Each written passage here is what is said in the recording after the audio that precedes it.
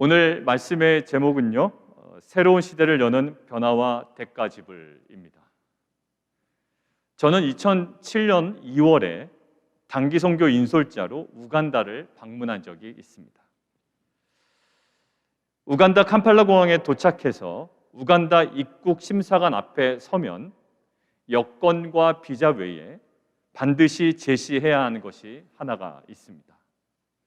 바로 제가 지금 들고 있는 이러한 황열병 예방접종 증명서입니다. 똑같이 노란색입니다. 이 증명서가 없으면요, 우간다 입국이 불가합니다. 그래서 출국 한 달 전에요, 국립의료원을 방문해서 예방접종을 마치고 이 증명서를 받았습니다. 사실 미국이나 한국에 거주할 사람에게는 이 서류는 필요 없습니다. 그러나 만약 우간다에 방문 계획이나 거주 계획이 있다면 이 증명서는 반드시 필요하죠.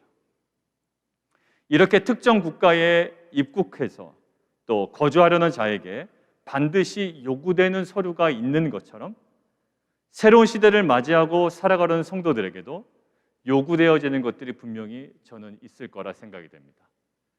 그래서 오늘은요, 여호수아가 새로운 땅과 새로운 시대 앞에 선 이스라엘 백성들에게 명령한 그 내용들을 우리가 관찰함을 통해 2021년과 코비드-19 그 이후 새로운 시대를 살아갈 우리 성도들에게 필요한 것은 무엇인지 오늘 함께 나누는 시간 되기를 원합니다.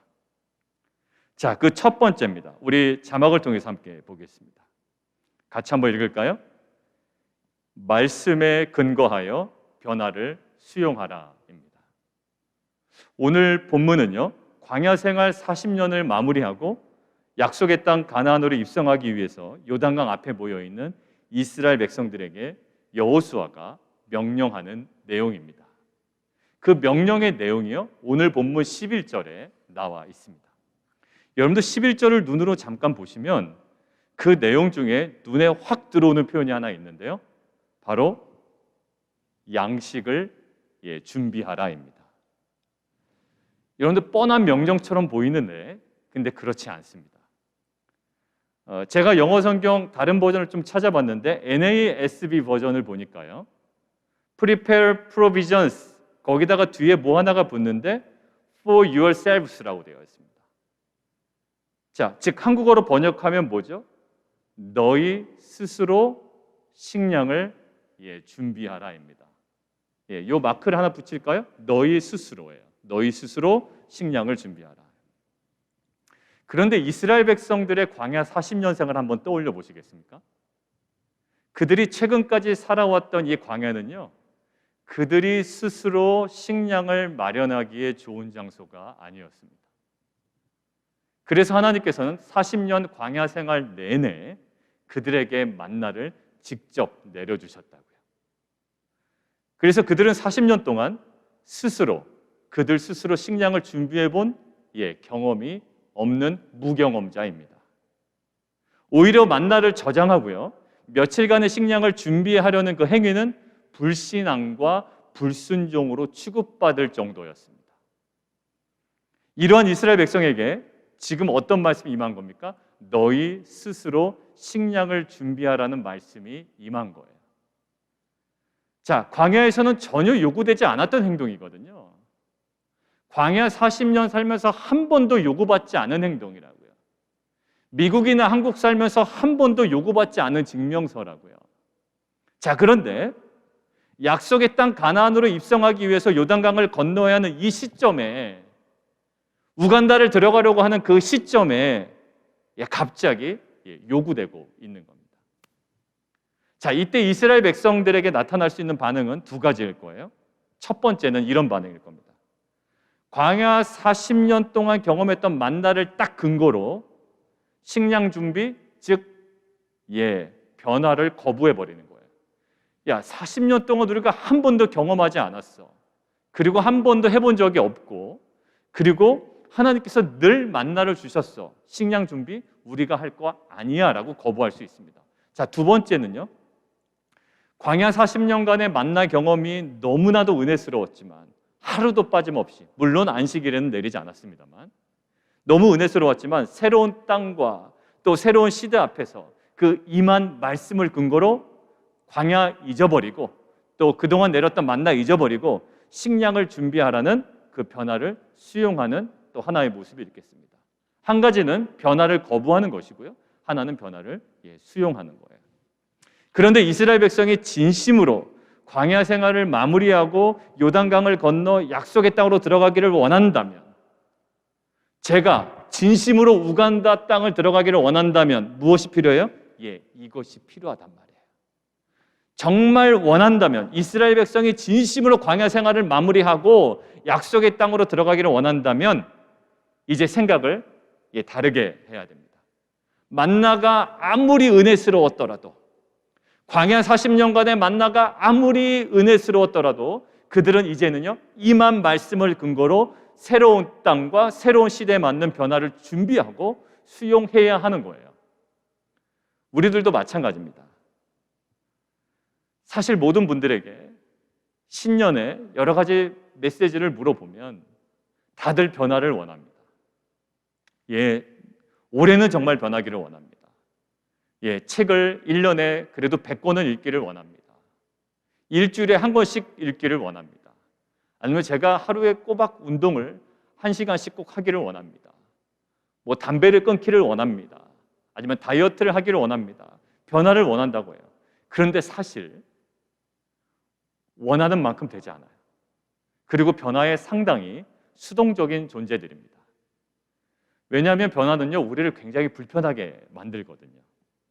그래서 우리들은 자신에게 익숙한 것을 계속 고수하려는 그런 태도가 우리 가운데 있습니다. 더군다나 만나는 어떤 경험이죠? 굉장히 은혜스러운 경험이라고요. 만나처럼 과거의 경험이 너무 인상적이었거나 너무 은혜스러웠다면 새로운 변화를 선택하거나 수용하기 실은 쉽지 않습니다. 오히려 그것이 최선이라는 생각이 들게 되고요, 이거보다 더 나을 수 없다라는 생각이 사로잡히게 되고요, 여기가 좋사오니라는 마음으로 계속 유지하고 싶어집니다. 유대인들 여러분들 생각해 보세요. 그들도 마찬가지였습니다. 예수 그리스도의 죽음과 부활로 휘장이 찢겨졌습니다. 그리고 완전 새로운 시대가 열렸어요. 그럼에도 불구하고 구약의 방식을 여전히 은혜스럽게 여기고요, 변화를 거부했던 것이 누굽니까? 그게 바로 유대인들이었습니다. 지금 새로운 시대가 완전 활짝 열렸다고요. 이전과는 비교할 수 없는 시대가 열렸어요. 그런데 여전히 과거에 사로잡혀서 변화를 거부했던 부류가 바로 유대인들이에요. 그러나 오늘 이스라엘 백성들 보십시오. 만나의 기억에 매이지 않아요. 40년 동안 만나를 먹었어, 우리는 식량 준비한 적 없어 라고 변화를 거부하는 것이 아니라 오히려 만나의 기억에 매이지 않고 새 시대와 새로운 장소에 걸맞는 말씀을 통해서 임한 이 변화를 과감하게 선택해버립니다. 그들이 그 변화를 수용하게 된 그 근거가 어디였을까요? 느낌이 아니에요. 좋아 보여서도 아니고요. 바로 여호수아를 통해 선포된 하나님의 말씀이었습니다. 너희의 식량을 너희 스스로 준비하라는 거예요. 40년의 광야 생활과는 다르다라는 거예요. 여러분들 베드로 한번 생각해 보십시오. 베드로도 어부로서의 오랜 기간의 경험이 있죠. 굉장히 전문가입니다. 고기가 많이 잡히는 시간대도 알고 있고요, 장소도 정확하게 알고 있습니다. 여러분들 특별히 뱃사람들 또 그런 비슷한 일을 하시는 분들은요, 자신이 평생 지켜오던 루틴에 변화를 주고 싶어 하지 않습니다. 딱 이때쯤 되면 나가야 되고요, 때가 되면 들어와야 되고요, 날씨가 여의치가 않으면 그냥 포기해버립니다. 자신이 갖고 있는 아주 독특한 루틴이 있습니다. 거기에 변화 주고 싶지 않습니다. 그런데 이 베드로가요, 그 과거에 본인이 갖고 있던 루틴을 깨고 변화를 과감하게 선택해버립니다. 그리고 변화를 선택한 베드로는요, 그물이 찢어지는 신세계를 경험하게 되거든요. 자, 베드로가 자신의 그 고집스러운 루틴을 깨고 변화를 수용하게 된 근거가 누가복음에 기록되어 있습니다. 오늘 누가복음 우리 본문을 자막을 통해서 함께 보시겠습니다. 같이 한번 읽죠. 시작. 시몬이 대답하여 이르되 선생님, 우리들이 밤이 새도록 수고하였으되 잡은 것이 없지만은 말씀에 의지하여 내가 그물을 내리리이다. 지금 베드로는요, 주의 말씀에 근거하여 자신의 루틴을 깨버립니다. 그리고 변화를 선택해버려요. 그리고 그러한 베드로에게 새로운 세계는 활짝 열리게 됩니다. 그가 기존의 루틴에서는 경험할 수 없었던 새로운 신세계를 경험한 거예요. 왜? 말씀에 의지하여 변화를 과감하게 수용하고 선택했기 때문입니다. 우리들도 각자에게 허락된 약속의 땅이 있습니다. 가정에서, 직장에서, 사업에서, 자녀들을 향해서 그 약속의 땅을 향해 가는 길목인 그 요단강이 항상 앞에 있단 말이에요. 그 요단강 앞에서, 새로운 이 시대 앞에서 우리가 주목해야 되는 것이 있습니다. 뭘까요? 과거의 기억과 경험들이 아무리 은혜스럽고 좋았다 하더라도 새로운 땅과 새로운 시대에 필요한 그 변화를 주목하며 준비하며 수용해야 할 줄 믿습니다. 그리고 그 변화의 근거는 오직 하나님의 말씀이 되어야 합니다. 남들 따라서 가는 게 아니에요. 남들이 초록색 옷을 사니까 초록색 옷으로 변화되는 게 아닙니다. 남들의 바지가 통이 넓어지니까 넓어진 통을 그냥 따라가는 게 아니에요. 남들이 청바지를 입으니까 청바지를 입는 게 아니에요. 그런 변화 말고요. 우리의 변화의 근거는 뭐라고요? 여호와 하나님의 말씀에 근거한 변화라는 거예요. 여러분들 새롭게 들어간 직장이 있으실 거예요. 여러분들 새롭게 시작한 사업이 있으십니다. 그리고 새롭게 시작한 사역들이 있습니다. 뭐 SBBB도 있고요. 여러 가지 사역들이 있습니다. 그리고 새롭게 시작한 우리 자녀들 학업도 있습니다. 여러분들 이 모든 것들은요, 새 술은 새 부대에 담아야 됩니다. 우간다에 가려면 반드시 있어야 됩니다. 광야의 방식이 아무리 익숙하더라도 그것에서 벗어나야 됩니다. 광야의 방식이, 만나의 방식이 아무리 은혜스럽더라도 이제는 거기에 매이면 안 됩니다. 오직 하나님의 말씀을 주목하여 약속의 땅에 적합한 변화들을 준비하고 우리가 선택한다면 하나님께서 허락하신 약속의 땅에서 은혜를 누리는 귀한 빛과 소금 공동체가 될 줄 믿습니다. 성경은 이렇게 얘기합니다. 너희는 이전 일을 기억하지 말며 옛적 일들을 생각하지 말라. 보라, 내가 새 일을 행하리니 이제 나타낼 것이라. 너희가 그것을 알지 못하겠느냐? 반드시 내가 광야의 길을 사막에 강을 내리니 라고 말씀하세요. 하나님께서 각자에게 약속의 땅 가나안이라는 새로운 시대를 허락하시면서 광야의 방식과는 전혀 다른 변화를 도전하실 때 머뭇거리기보다 담대하게 주님께서 허락하신 말씀에 근거하여 변화를 선택하고 나아가는 빛과 소금 교회 성도님 되시기를 주님의 이름으로 축원드립니다. 자, 여러분들 2021년과 코비드-19 이후에 새로운 시대를 살아간 성도들에게 필요한 첫 번째 뭐라고요? 말씀에 근거하여 변화를 수용하라 였습니다. 밑도 끝도 없는 변화 아닙니다. 말씀에 근거하여 변화를 수용하라 했어요. 자, 두 번째는 이겁니다. 두 번째이자 마지막입니다. 같이 한번 읽을까요? 시작. 말씀에 근거하여 대가를 지불하라. 근데 원래요, 여러분들 생각해 보시죠. 원래 이스라엘 백성에게 주어진 약속의 땅은 요단강 동편입니까? 서편입니까? 요단강 서편 땅입니다. 여기가 지중해라고 제가 생각합니다. 여기가 지중해라고 생각하는 게 여러분들 보시기에 편하겠군요. 여기가 지중해라고 생각한다면 요단강 서편이 약속의 땅입니다. 근데 지금은 요단강 동편에 위치해 있습니다. 이제 넘어가야 되는 거예요. 자, 그런데 르우벤 지파와 갓 지파와 므낫세 반 지파는요, 모세 생전에 이미 요단 동편 땅을 분배받았습니다. 모세와 뭔가 이야기가 잘 된 겁니다. 조금 분위기 좋지 않았지만 오해가 풀리고 요단 동편을 분배받았습니다. 그 분배받을 때 모세와 한 약속이 있습니다. 모세한 약속이 있어요. 이런 거예요. 본인들은 이미 받았지만 아직 받지 못한 형제들을 위하여 요단강을 건너서 서편 전쟁의 선봉장이 되겠다라는 약속이었어요. 본인들은 받았잖아요. 그럼에도 불구하고 우리들은 요단강 함께 건너가서 이 요단 서편에 남아있는 이 정복 전쟁의 선봉장이 되겠습니다라는 그 약속이었다고요. 자, 그래서 오늘 12절부터 15절까지는 모세와 맺은 이러한 약속을 반드시 지켜야 된다라고 명령하며 여호수아가 강조한 겁니다. 13절의 핵심은 뭘까요? 모세가 그 명령한 것, 이야기한 것, 그 말한 것 기억하라라는 거예요. 14절은요. 그 말과 그 약속대로 다른 형제보다 앞서 건너가서 너희들 싸워야 된다라는 겁니다. 그리고 결국 모든 싸움이 종료되고 모든 지파가 땅을 다 분배받아 그들이 너희처럼 안식을 얻으면 그때서야 동편 땅으로 돌아가라라는 거죠. 이거 다시 한번 이야기하는 겁니다. 자, 결국 어떤 내용일까요? 너희들은 이미 동편 땅을 받았지만 아직 받지 못한 형제들을 위해서 말씀에 근거하여 누구랑? 모세와 한 그 말씀, 약속한 그 말씀에 근거하여 대가를 지불하라라는 거예요. 너희들은 이미 받았지만 아직 받지 못한 형제들을 위하여 말씀에 근거하여 대가를 지불하라라는 메시지예요. 사실 왜 그러냐면 이들이 요단 동편을 달라고 한 이유가 있습니다. 그들의 유익 때문이었어요. 그들에게는 많은 가축대가 있었습니다. 루벤 지파, 갓 지파에게는요 많은 가축대가 있었습니다. 그런데 요단 동편의 그 땅을 가만히 보니 뭐가 있어요? 목축하기에 너무 좋은 땅이란 말이에요. 너무 좋은 땅이에요.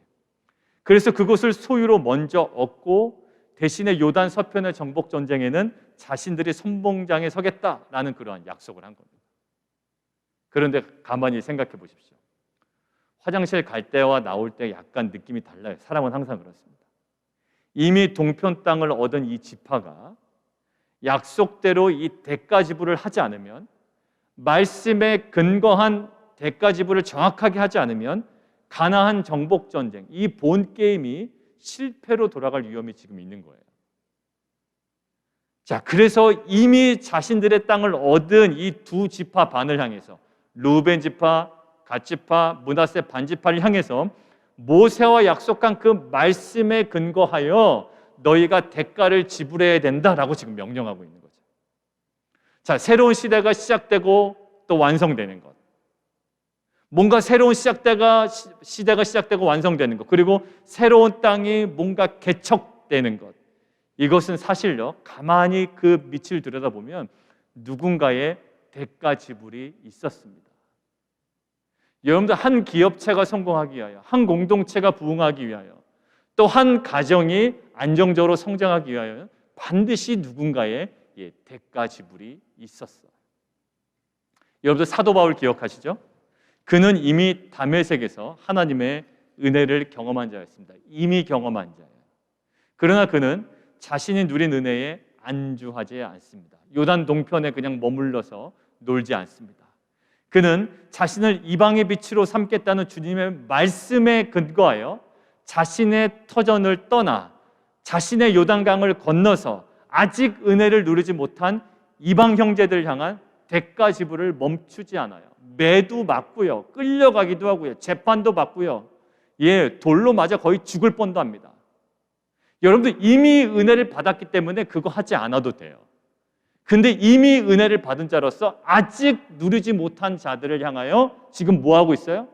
이방에 비칠 거야 라는 그 말씀에 근거하여 지금 사도 바울은 평생에 대가 지불을 하고 있는 겁니다. 여러분, 로마서 1장 14절에서 15절이에요. 사도 바울의 고백입니다. 같이 한번 읽겠습니다. 로마서 1장 14절 15절 시작. 헬라인이나 야만인이나 지혜 있는 자나 어리석은 자에게 다 내가 뭐다? 빚진 자다. 그러므로 나는 할 수 있는 대로 로마에 있는 너희에게도 복음 전하기를 원하노라. 나는 뭐다? 빚진 자다. 바울의 이러한 평생의 대가 지불을 통해서 복음 전도의 새로운 시대가 열렸고요, 다양한 전도 루트가 개척된 거였어요. 무엇 때문에? 사도 바울의 말씀에 근거한 대가 지불 때문에 그렇습니다. 그리고 그의 사도 바울의 대가 지불을 통해서 수많은 이방인들이 예수 그리스도를 영접하는 구원의 시대가 활짝 열리고 있어요. 누구를 통해서? 사도 바울의 대가 지불을 통해서.